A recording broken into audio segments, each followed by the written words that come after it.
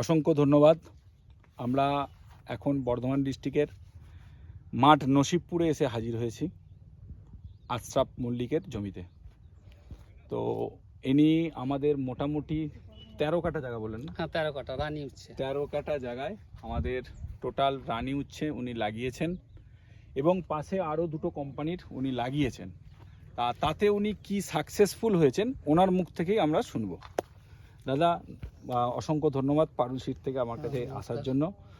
আপনার আগের নাম আর একটু অ্যাড্রেসটা বলুন। আমার নাম আশরাফ মল্লিক, আমি মানসীপুর রেলগেট ক্রসিং পাশে আমার জমি।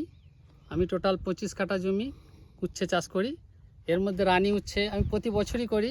তো দাদা আমাকে রানী উচ্ছে দিয়েছিলেন, জোর জবরদস্তি দিয়েছিলেন। আমি 13, 15, 88 করতাম, কিন্তু তাদের তুলনায় রানী উচ্ছে মানে আকাশ পাতাল তফাৎ যেটা বলা যায়।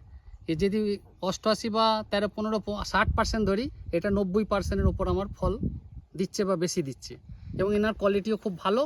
রানী উচ্ছে কোয়ালিটি বাজারে রাখার সঙ্গে সঙ্গে ব্যাগটি আমার অন্য পাইকারে তুলে নেয়।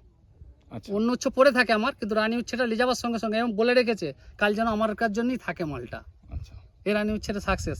সামনে বছর আমার ভগবান যদি চাষ করায়, আমি রানী উচ্ছে 1 বিঘে চাষ করব। অসংখ্য ধন্যবাদ আপনাকে। আপনার এই জমিতে এসে আমরা খুব ভালো লাগলো। আপনাকে আমি বলেছিলাম, কথা দিয়েছিলাম যে হ্যাঁ, আপনার জোর জমিতে করে আমি দিয়েছিলেন আসবো। আপনি এটা।